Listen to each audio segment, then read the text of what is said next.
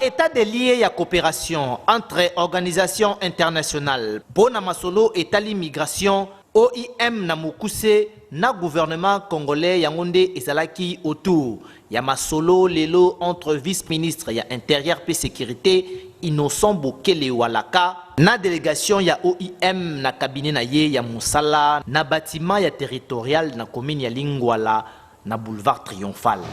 Nakobima na bango na audience, directeur régional ya OIM pour na Afrique australe Charles Alan et Longona Fabien Sambouzi balobaki ke RDC oyo ezali entouré na 9 pays voisins na katikati ya ba Afrique azali na besoin ya ko assurer sécurité ya ba frontière na ye surtout que mikolo oyo masolo ya ba migrants pe ya batu ya ndenge na ndenge oyo bazali koluka kokota na bamboka mosusu sans autorisation na yango RDC ezali na posa ya ko sécuriser ba frontière na ye po azali na ba 9 voisins oyo wapi mutu na mutu alukaka akota na RDC na mayuya yango RDC esengeli et sécuriser ba frontière na ye na yango talatina délégation na bango ya OIM bayaki kokutana na vice-ministre intérieur Innocent Bokele Walaka po basolola na ye surtout que azali numéro 2 ya territorial ya RDC. Sima na bango vice-ministre ya intérieur Innocent Bokele Walaka